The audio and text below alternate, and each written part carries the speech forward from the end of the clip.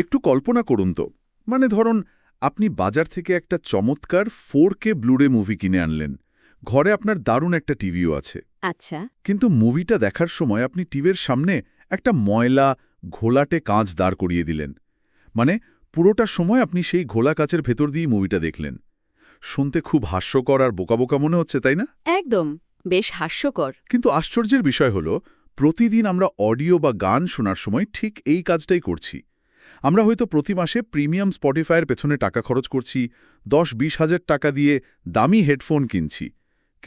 কিন্তু অডিও ফাইলটা যে অদৃশ্য রাস্তা দিয়ে আমাদের কানে পৌঁছাচ্ছে, তার অবস্থা আমরা জানিই না। ঠিক তাই, সেই রাস্তার বেহাল দশা নিয়ে আমরা টেরই পাচ্ছি না। আজকের এই গভীর বিশ্লেষণে আমরা অডিওর সেই অদৃশ্য হাইওয়েগুলো নিয়ে কথা বলবো। মানে মূলত ওয়ায়ার্ড বা তারযুক্ত সংযোগ, ব্লুটুথ এবং ওয়াইফাই, এই তিনটার ভেতরে আসলে কি ঘটে, কেন ঘটে আর কিভাবে এরা আমাদের শোনার অভিজ্ঞতাকে পুরোপুরি বদলে দেয়, তা নিয়ে আমরা খুঁটিনাটি আলোচনা করব। আপনার ওই ঘোলা কাচের উদাহরণটা কিন্তু দারুণ ছিল, কারণ সমস্যাটা আসলে ঠিক ওখানেই। আমরা সাধারণ মানুষরা যখন কোনো গান শুনি আর সেটা হয়তো ভালো লাগে না, তখন সবার আগে হেডফোন বা স্পিকারকেই দোষ দিই। হ্যাঁ, আমরা ধরে নিই স্পিকারটার মানই বোধহয় খারাপ। রাইট, কিন্তু অডিওর চূড়ান্ত কোয়ালিটি তো কেবল স্পিকারের উপর নির্ভর করে না। সোর্স ফাইল, মানে আপনার ফোন বা ল্যাপটপ থেকে স্পিকার পর্যন্ত ডেটা ঠিক কিভাবে, কোন আর্কিটেকচারের মধ্য দিয়ে পাড়ি দিচ্ছে, সেটাও অনেক বড় একটা ফ্যাক্টর। মানে মাধ্যমটাই আসল। হ্যাঁ, এই ট্রান্সপোর্ট মাধ্যমগুলোর প্রত্যেকটার নিজস্ব কিছু ফিজিক্যাল আর গাণিতিক সীমাবদ্ধতা আছে। আর এই সীমাবদ্ধতাগুলোই মূলত ঠিক করে দেয় যে শেষ পর্যন্ত আমাদের কানে পৌঁছানো শব্দের নিখুঁত রূপটা আসলে কেমন হবে। আচ্ছা, তাহলে সেই নিখুঁত রূপের খোঁজ করতে গিয়ে প্রথমে আমাদের তাকাতে হয় সবচেয়ে পুরানো আর বেসিক প্রযুক্তিটির দিকে, মানে ওয়ায়ার্ড বা তারযুক্ত অডিওর দিকে। হ্যাঁ, তারযুক্ত সংযোগ। সেটা 3.5 মিলিমিটার জ্যাক হোক, RCA কেবল হোক কিংবা ডিজিটাল USB বা HDMI হোক, আমাদের আজকের গবেষণায় দেখছিলাম ওয়ায়ার্ড অডিওকে একটা চমৎকার টার্ম দিয়ে সংজ্ঞায়িত করা হয়েছে, dumb but high integrity pipe. Dumb but high integrity, হ্যাঁ। আমি এটাকে একটা বিশাল ফাঁকা হাইওয়ের সাথে মেলাতে চাই। ধরুন এমন একটা রাস্তা যেখানে কোনো স্পিড লিমিট নেই, কোনো ট্রাফিক সিগন্যাল নেই, এমনকি রাস্তায় অন্য কোনো গাড়িও নেই। একদম মসৃণ একটা পথ। রাইট। অডিও ডেটা সোর্স থেকে বের হয়ে সোজা স্পিকারে গিয়ে আঘাত করছে। এই মাধ্যমে ডাইনামিক রেঞ্জ অনায়াসে 110 থেকে 120 ডেসিবেলের ওপরে চলে যায়, আর অডিও বিকৃতি বা ডিস্টর্শন থাকে 0.001%-ও নিচে। মানে প্রায় শূন্যের কাছাকাছি ডিস্টর্শন। হ্যাঁ, অর্থাৎ সোর্স ফাইলটা ঠিক যেমন, কান ঠিক সেটাই শুনতে পাচ্ছে। কিন্তু এখানে আমার একটা বড় প্রশ্ন আছে। কি প্রশ্ন? যদি এই মাধ্যমটা এতই নিখুঁত হয়, মানে ফিজিক্সের নিয়ম মেনে এত সুন্দরভাবে কাজ করে, তাহলে পুরো বিশ্ব কেন এই তারের জঞ্জাল থেকে মুক্তি পাওয়ার জন্য এত মরিয়া হয়ে উঠল? খুব লজিক্যাল একটা প্রশ্ন। আসলে ফিজিক্স বা পদার্থবিজ্ঞান যতটা নিখুঁত, ঠিক ততটাই নির্মম। ওয়ায়ার্ড কানেকশনকে ডাম্ব বা বোকা বলা হয়, কারণ এর কোনো নিজস্ব প্রসেসিং ক্ষমতা নেই। আচ্ছা। এটা স্রেফ একটা পরিবাহী তার। ইলেকট্রন এক প্রান্ত থেকে অন্য প্রান্তে যায়। এখানে রেডিও ফ্রিকোয়েন্সির কোনো ঝামেলা নেই, তাই ডেটা লসও নেই। এর ল্যাটেন্সি বা বিলম্ব থাকে 10 থেকে 20 মিলিসেকেন্ডের নিচে। যেটা মানুষের পক্ষে বোঝা প্রায় অসম্ভব। একদম অসম্ভব। কিন্তু আপনি যে প্রশ্নটা করলেন, কেন আমরা এটা থেকে সরে আসছি, প্রথম এবং প্রধান কারণ হল ফিজিক্যাল শৃঙ্খল। মানে তার মানেই হল আপনি একটা নির্দিষ্ট দূরত্বের কাছে বন্দী। আপনি চাইলেই তো হেডফোন পরে রান্নাঘর থেকে ঘুরে আসতে পারবেন না। হ্যাঁ, সেটা একটা বড় সমস্যা। দ্বিতীয়ত, বাস্তব জীবনের কিছু বিরক্তি, যেমন ধরুন হেডফোনের তার দরজার হাতলে আটকে ছিটকে যাওয়া, পকেটের ভেতর তার পেঁচিয়ে জট পাকিয়ে যাওয়া। পকেটের জট ছাড়ানো তো রীতিমতো একটা যুদ্ধ। হ্যাঁ, অথবা ধরুন আপনার পোষা বিড়ালটার ওই তার চিবিয়ে নষ্ট করে ফেলা।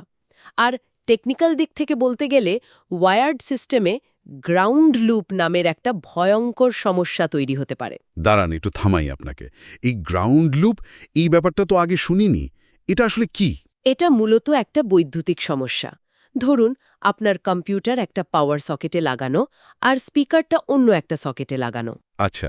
এখন যদি এই দুই সকেটের আর্থিং বা গ্রাউন্ড পোটেনশিয়ালের মধ্যে সামান্য পার্থক্য থাকে তখন অডিও কেবলের ভেতর দিয়ে একটা অবাঞ্ছিত বিদ্যুৎ প্রবাহিত হতে শুরু করে। বাপরে, তারপর? এর ফলে স্পিকারের সবসময় 50 বা 60 হার্টজের একটা একটানা হাম বা ভনভন শব্দ শোনা যায়। যারা প্রফেশনাল স্টুডিওতে কাজ করেন তাদের এই গ্রাউন্ড লুপ নিয়ে রীতিমতো যুদ্ধ করতে হয়। ওহ, আচ্ছা। হ্যাঁ, এছাড়াও পুরো বাড়িতে মাল্টি রুম সেটআপ করার জন্য দেয়াল ফুটো করে তার টানা অত্যন্ত ব্যয়বহুল আর ঝামেলার একটা কাজ। আচ্ছা, তার মানে আমরা নিখুঁত অডিও কোয়ালিটিকে বিসর্জন দিলাম শুধুমাত্র দরজার হাতলে তার আটকে যাওয়ার বিরক্তি আর চলাফেরার স্বাধীনতা পাওয়ার জন্য। হ্যাঁ, অনেকটাই তাই। আর এই স্বাধীনতার হাত ধরেই আমাদের জীবনে প্রবেশ করলো ব্লুটুথ। কিন্তু ব্লুটুথের পেছনের বিজ্ঞানটা পড়তে গিয়ে আমি আক্ষরিক অর্থেই চমকে গেছি। কেন, কি দেখলেন? আমি দেখলাম যখন আমরা হাজার হাজার টাকা দিয়ে একটা প্রিমিয়াম ওয়্যারলেস হেডফোন কিনি, সেই ব্লুটুথ প্রযুক্তি আসলে অডিও ডেটার প্রায় 70%-এরও বেশি মাঝপথেই ফেলে দেয়। হ্যাঁ, অবাক করা হলেও এটাই সত্যি। মানে আমরা বিশাল দাম দিচ্ছি মূল অডিও ফাইলের মাত্র একটা ভগ্নাংশ শোনার জন্য। এটা কিভাবে সম্ভব? ব্লুটুথ যদি এতই ডেটা ফেলে দেয় তাহলে আমরা সেটা বুঝতে পারি না কেন? এখানে ব্লুটুথের আর্কিটেকচারাল অ্যাপসের বিষয়টা চলে আসে। ব্লুটুথ যখন তৈরি হয়েছিল তখন এর উদ্দেশ্য তো আর হাইফাই অডিও পাঠানো ছিল না। তাহলে এর কাজ কি ছিল? এর কাজ ছিল কাছাকাছি থাকা দুটো ডিভাইসের মধ্যে ছোটখাটো ডেটা আদান-প্রদান করা। ব্লুটুথ কাজ করে 2.4 গিগাহার্টজ রেডিও ফ্রিকোয়েন্সিতে। এখন সমস্যা হলো এই 2.4 গিগাহার্টজ স্পেকট্রামটা হলো একটা যুদ্ধক্ষেত্রের মতো। যুদ্ধক্ষেত্র মানে খুব ভিড়? হ্যাঁ, সাংঘাতিক ভিড়।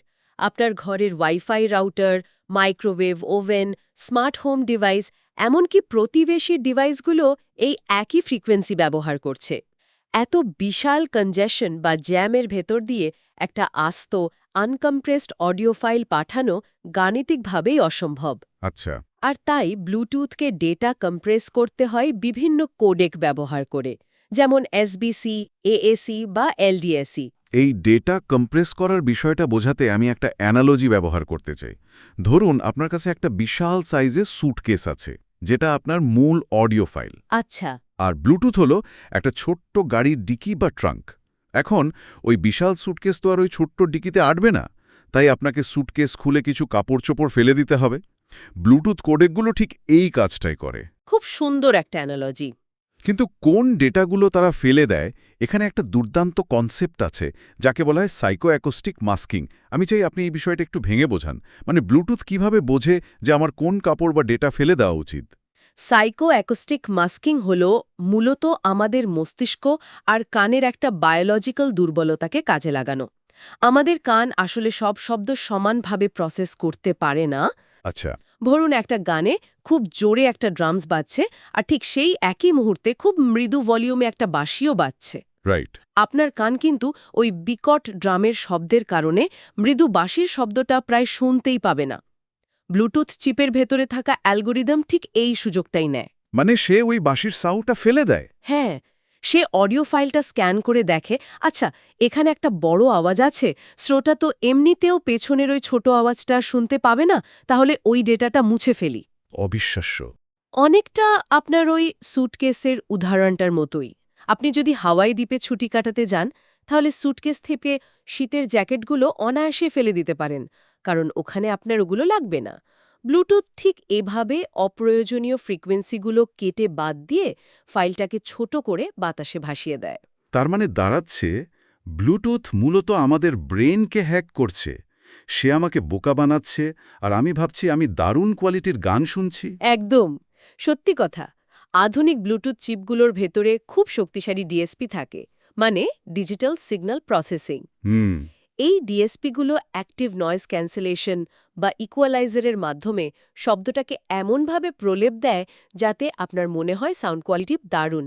এটা এক ধরনের চমৎকার ইলিউশন বা বিভ্রম। কিন্তু এটা তো অনেক সময়ের ব্যাপার, তাই না? ঠিক ধরেছেন। এতগুলো কাজ, অডিও স্ক্যান করা, ডেটা মুছে ফেলা, ছোট প্যাকেটে রূপান্তর করা, 2.4 গিগাহার্টজের জ্যাম ঠেলে রিসিভারে পৌঁছানো আর আবার সেটাকে ডিকোড করে বাজানো, এই পুরো প্রক্রিয়ায় প্রচুর সময় লাগে। আর সেজন্যই ল্যাগ হয়। হ্যাঁ, এই কারণে ব্লুটুথের ল্যাটেন্সিও অনেক বেশি হয়, যা 40 থেকে 250 মিলিসেকেন্ড পর্যন্ত হতে পারে। আচ্ছা, এতক্ষণ যা বুঝলাম তাতে একটা জিনিস পরিষ্কার, ব্লুটুথ হল স্বাধীনতার জন্য কোয়ালিটির সাথে এক বিশাল আপোষ। একমত। কিন্তু ধরুন আমি আপোষ করতে রাজি নই, আমার ওয়্যারলেস সুবিধাও চাই, আবার সেই ফাঁকা হাইওয়ের মতো নিখুঁত আনকম্প্রেসড অডিও ফাইলও চাই। মানে দুটো সুবিধাই একসাথে চাইছেন? হ্যাঁ, যেখানে কোনো সাইকোঅ্যাকোস্টিক ট্রিক্স বা ব্রেন হ্যাকিং থাকবে না। আর এই চাওয়ার জায়গা থেকে আসে আমাদের তৃতীয় মাধ্যম, ওয়াইফাই এবং IP streaming. Right. Apple airplay, Chromecast বা ডিএলএনের মতো প্রযুক্তিগুলো এখানে রাজত্ব করে। ব্লুটুথকে যদি আমি ছোট গাড়ির ডিকি বলি, তাহলে ওয়াইফাই হলো আস্ত একটা মালবাহী কার্গো জাহাজ। দারুণ তুলনা। এর ব্যান্ডউইথ এতটাই বিশাল যে 16 বিট বা 24 বিটের high resolution FLAC audio file কোনো ডেটা না কেটেই অনায়াসে পাঠিয়ে দেওয়া যায়। হ্যাঁ, একদম লসলেস অডিও। কিন্তু এখানেই আমার একটা বড় কনফিউশন আছে। ওয়াইফাই যদি এত বিশাল ডেটা কোনো লস ছাড়াই পাঠাতে পারে, তাহলে গেমাররা কেন ওয়াইফাই হেডফোন ব্যবহার করে না? ভালো প্রশ্ন। আমি যদি একটা ফাস্ট পেস্ট শুটার গেম খেলি, তাহলে ওয়াইফাই তো আমাকে সেরা কোয়ালিটি দেওয়ার কথা, তাই না? এটা খুবই লজিক্যাল একটা প্রশ্ন। কিন্তু ভাবুন তো, কার্গো জাহাজে জায়গা হয়তো অনেক থাকতে পারে, কিন্তু কার্গো জাহাজ কি স্পোর্টস কারের মতো দ্রুত গন্তব্যে পৌঁছাতে পারে? না, তা তো পারে না। পারে না। ওয়াইফাইয়ের মূল সমস্যাটা ব্যান্ডউইথ বা জায়গা নিয়ে নয়, এর সমস্যা হলো এর নেটওয়ার্ক আর্কিটেকচার নিয়ে। ওয়াইফাই বা আইপি নেটওয়ার্ক ব্লুটুথের মতো ডিভাইস টু ডিভাইস সরাসরি কানেক্টেড থাকে না। আচ্ছা, তাহলে কিভাবে থাকে? ডেটা আপনার ফোন থেকে আগে রাউটারে যায়, রাউটার সেটাকে প্রসেস করে তারপর স্পিকারে পাঠায়। এই পুরো নেটওয়ার্কে হয়তো আপনার ল্যাপটপ, স্মার্ট টিভি সবই কানেক্টেড আছে আর ডেটা টানছে। মানে একটা ট্রাফিক জ্যামের মতো তৈরি হয়। ঠিক তাই। এর ফলে অডিও ডেটার প্যাকেটগুলো স্পিকারে পৌঁছানোর সময় এলোমেলো হয়ে যায়। কোনো প্যাকেট হয়তো 10 মিলিসেকেন্ডে পৌঁছালো, পরের প্যাকেটটা পৌঁছাতে হয়তো 50 মিলিসেকেন্ড লেগে গেল। এই যে টাইমিংয়ের অসামঞ্জস্য, নেটওয়ার্কিংয়ের ভাষায় একে বলা হয় জিটার। দাঁড়ান, একটু থামাই আপনাকে। এই জিটার জিনিসটা আসলে কি? এটা কি স্রেফ ল্যাগ বা দেরিতে পৌঁছানো? না, ল্যাগ আর জিটার এক জিনিস নয়। ধরুন, একটা কনভেয়ার বেল্টে করে আপনার কাছে একের পর এক বাক্স আসছে।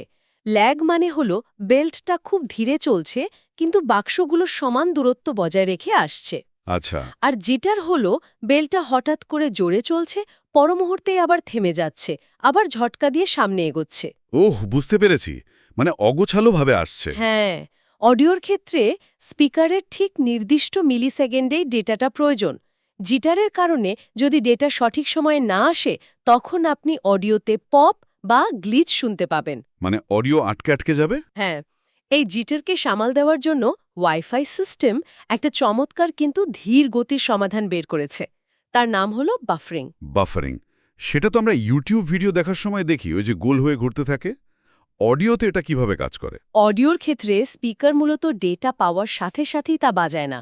সে ডেটা রিসিভ করে নিজের মেমোরিতে কয়েক সেকেন্ডের জন্য জমা করে রাখে। আচ্ছা। যখন তার কাছে পর্যাপ্ত ডেটা জমা হয়ে যায়, কেবল তখনই সে গানটা বাজানো শুরু করে।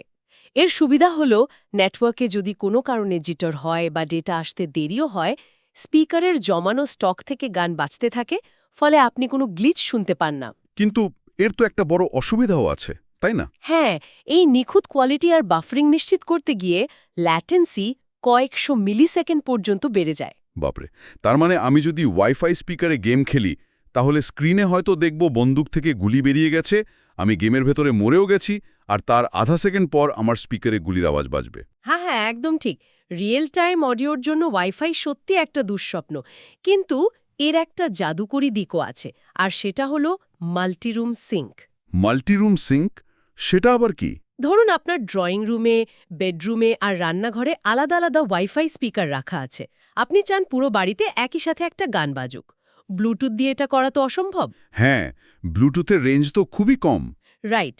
কিন্তু ওয়াইফাইয়ের ক্ষেত্রে এই স্পিকারগুলো নিজেদের মধ্যে নেটওয়ার্কের মাধ্যমে যোগাযোগ করে আর নিখুঁত টাইমিংয়ে গান বাজায়। সবচেয়ে মজার ব্যাপার হলো, অনেক ক্ষেত্রে আপনার ফোন থেকে অডিও স্পিকারে যায় না। ফোন থেকে যায় না মানে? তাহলে গান আসে কোথা থেকে?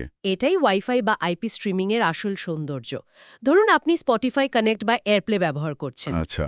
আপনি ফোন থেকে যখন প্লে বাটনে চাপ দেন, ফোন মূলত রাউটারকে একটা নির্দেশ দেয়। তখন স্পিকার নিজেই ইন্টারনেট থেকে সরাসরি স্পটিফাইয়ের সার্ভারে কানেক্ট করে হাই কোয়ালিটি অডিও ফাইলটা পুল করে বা টেনে নেয়। আরে দারুণ তো। হ্যাঁ, আপনার ফোনটা তখন কেবল একটা রিমোট কন্ট্রোল হিসেবে কাজ করে, আপনি চাইলে ফোন সুইচ অফ করে দিতে পারেন বা ফোন নিয়ে বাড়ির বাইরেও চলে যেতে পারেন।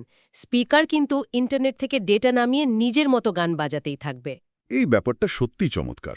মানে ওয়াইফাই স্পিকারগুলো নিজেদের ভেতরে এক একটা ছোটখাটো কম্পিউটার। একদম তাই। আচ্ছা, আমরা এতক্ষণ ধরে প্রচুর টেকনিক্যাল বিষয় নিয়ে কথা বললাম। ওয়ার্ডের নিখুঁত ফিজিক্স, ব্লুটুথের সাইকো অ্যাকুস্টিক মাস্কিংয়ের বিভ্রম, আর ওয়াইফাইয়ের বিশাল কিন্তু ধীর গতির কার্গো জাহাজ। হ্যাঁ, অনেক বিষয় কভার করেছি আমরা। এখন যারা আমাদের এই গভীর বিশ্লেষণটি শুনছেন, এত সব তথ্য জেনে তাদের মনে একটা স্বাভাবিক প্রশ্ন জাগতে পারে। তাহলে দিন শেষে বিষয়টা কি দাঁড়াচ্ছে? সাধারণ একজন শ্রোতা বা ইউজার হিসেবে কোন পরিস্থিতিতে কোনটা ব্যবহার করা উচিত? হ্যাঁ, এটা জানা খুব জরুরি। চলুন কিছু একদম বাস্তব জীবনের দৃশ্যপট নিয়ে আলোচনা করি। ধরুন কেউ মিউজিক প্রোডাকশনের কাজ করছেন, লাইভ ব্রডকাস্ট করছেন বা খুব কম্পিটিটিভ মাল্টিপ্লেয়ার গেম খেলছেন। এই ধরনের প্রফেশনাল বা টাইম সেন্সিটিভ কাজের জন্য আসলে কোনো দ্বিতীয় অপশন নেই। ওয়ায়ার্ড কানেকশন বা তারযুক্ত মাধ্যমে এখানে একমাত্র ভরসা। কারণ লেটেন্সি জিরো হতে হবে। হ্যাঁ, যেখানে 10-20 মিলিসেকেন্ড ল্যাটেন্সি পারফেক্ট হতে হবে, সেখানে কোনো ওয়্যারলেস মাধ্যম ফিজিক্সের নিয়মেই টিকতে পারবে না।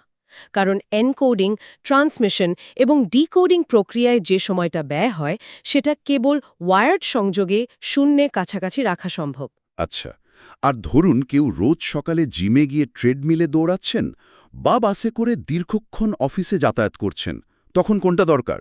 তখন আপনার জন্য ব্লুটুথ ছাড়া আর কোনো ব্যবহারিক বিকল্প নেই। জিমে ঘামতে ঘামতে তারের প্যাচ খোলার তো কোনো মানে হয় না। হ্যাঁ, একদমই না। এখানে কোয়ালিটির চেয়ে আপনার মোবিলিটি বা স্বাচ্ছন্দ্য অনেক বেশি জরুরি। তবে হ্যাঁ, যদি কেউ এই কম্প্রেশনের ভেতরেও সেরাটা পেতে চান, তাহলে খেয়াল রাখতে হবে ফোন এবং এয়ারবাড দুটোতেই যেন আধুনিক কোডেক সাপোর্ট থাকে। আধুনিক কোডেক বলতে? যেমন ধরুন, সাধারণ এসবিসি কোডেকের চেয়ে সোনির এলডিএসি কোডেক প্রায় 3 গুণ বেশি ডেটা পাঠাতে পারে। এতে ডাইনামিক রেঞ্জ কিছুটা হলেও ভালো পাওয়া যায়। চমৎকার। এবার আসি আমার সবচেয়ে পছন্দের দৃশ্যপটে। সেটা কি? ধরুন ছুটির দিন বিকেলবেলা আপনি ড্রয়িং রুমের সোফায় আরাম করে বসে আছেন, হাতে এক কাপ কফি। আপনি চাইছেন একদম স্টুডিও কোয়ালিটির আনকম্প্রেসড মিউজিক শুনতে, যেখানে কোনো ডেটা লস থাকবে না, কিন্তু আবার তারের ঝামেলাও থাকবে না। ও, সিরিয়াস হোম লিসেনিং বা অডিও ফাইল সেটআপ। এর জন্য ওয়াইফাই স্ট্রিমিং হলো অবিসংবাদিত চ্যাম্পিয়ন। মানে কার্গো জাহাজ? হ্যাঁ, কার্গো জাহাজ, ডিএলএনএ বা ক্রোমকাস্ট অডিও ব্যবহার করে আপনি 4K রেজলিউশনের সমান নিখুঁত অডিও ফাইল প্লে করতে পারবেন। এখানে কয়েকশো মিলিসেকেন্ড ল্যাটেন্সি বা বাফারিং থাকলেও কিছু যায় আসে না। কারণ আমি তো গেম খেলছি না। ঠিক, আপনি তো আর এখানে স্ক্রিনের সাথে রিয়েল টাইমে কিছু মেলাচ্ছেন না। গানটা আধা সেকেন্ড দেরিতে শুরু হলেও আপনার শোনার অভিজ্ঞতায় তার কোনো বিরূপ প্রভাব পড়বে না। আজকের এই আলোচনাটা আমার কাছে ব্যক্তিগতভাবে ভীষণ উপযোগ্য ছিল, কারণ আমরা তো সবসময় মার্কেটিংয়ের চটকদার বিজ্ঞাপন দেখে বিভ্রান্ত হই। হ্যাঁ, বক্সে অনেক কিছুই লেখা থাকে। বক্সে লেখা থাকে zero latency wireless gaming earbuds বা স্টুডিও গ্রেড ব্লুটুথ সাউন্ড। কিন্তু আজকের এই বিশ্লেষণের পর এটা অন্তত পরিষ্কার যে বিজ্ঞাপনের ভাষা যাই হোক না কেন, বিজ্ঞান আর ফিজিক্সের কিছু মৌলিক সীমাবদ্ধতা আছে। একদম ঠিক বলেছেন। ব্লুটুথ চিপ যতই উন্নত হোক, 2.4 গিগাহার্টজের ট্রাফিক জ্যাম ঠেলে সে কখনোই ওয়ায়ার্ড কেবেলের সমকক্ষ হতে পারবে না। আবার ওয়াইফাই যতই ডেটা পাঠাক, নেটওয়ার্ক বাফারিংয়ের কারণে সে কখনোই রিয়েল টাইম পারফরমেন্স দিতে পারবে না। এই পেছনের মেকানিজমসগুলো জানা থাকলে সাধারণ মানুষ তাদের নিজস্ব প্রয়োজন অনুযায়ী একদম সঠিক আর যৌক্তিক সিদ্ধান্ত নিতে পারবেন। হ্যাঁ, প্রযুক্তি আসলে সবসময়ই কোনো না কোনো আপসের গল্প। আপনি একদিক থেকে সুবিধা পেলে অন্য দিক থেকে আপনাকে কিছু একটা ছাড় দিতেই হবে। অডিও ট্রান্সপোর্টের আর্কিটেকচারগুলো ঠিক এভাবেই ডিজাইন করা হয়েছে। ঠিক বলেছেন। তবে আলোচনা শেষ করার আগে যারা আমাদের শুনছেন তাদের জন্য একটা ভাবনার খোরাক রেখে যেতে চাই। আমরা দেখলাম যে ওয়্যার্ড সংযোগ নিখুঁত কিন্তু পোর্টেবল নয়, ব্লুটুথ পোর্টেবল কিন্তু কোয়ালিটিতে আপস করে, আর ওয়াইফাই কোয়ালিটি দেয় কিন্তু গতি কমিয়ে দেয়। কিন্তু প্রযুক্তি তো থেমে নেই। ভবিষ্যতে ধরুন আজ থেকে 10 বা 15 বছর পর কি এমন কোনো নতুন ওয়্যারলেস প্রোটোকল বা রেডিও ফ্রিকোয়েন্সি উদ্ভাবন হওয়া সম্ভব, যা ব্লুটুথের মতো পোর্টেবল ও কম ব্যাটারি খরচ করবে, কিন্তু তার ব্যান্ডউইথ ও ল্যাটেন্সি হবে একদম ফিজিক্যাল তারের মতো, জিরো লসের? এটা একটা দারুণ পয়েন্ট। যদি সত্যিই এমন কোনো ম্যাজিক ওয়্যারলেস প্রযুক্তির জন্ম হয়, তাহলে কি অডিও জগৎ থেকে এই ফিজিক্যাল তার বা কেবলের অস্তিত্ব চিরদিনের মতো জাদুঘরে চলে যাবে, নাকি মানুষের মনস্তত্ত্বে ওই ফিজিক্যাল কানেকশনের প্রতি যে একটা অন্ধ বিশ্বাস আছে, তার কারণে প্রফেশনালরা আজীবন তার আঁকড়েই পড়ে থাকবেন? খুব ইন্টারেস্টিং একটা প্রশ্ন। এই প্রশ্নটা আপনাদের নিজেদের ভাবনার জন্যই রেখে যাচ্ছি। অডিওর এই অদৃশ্য হাইওয়ের খোঁজ নিয়ে আজকের মতো আমাদের বিশ্লেষণ এখানেই শেষ করছি। আমরা সবাই প্রযুক্তিকে শুধু ব্যবহার না করে এর ভেতরের বিজ্ঞানটাকেও উপভোগ করতে শিখব, এটাই প্রত্যাশা।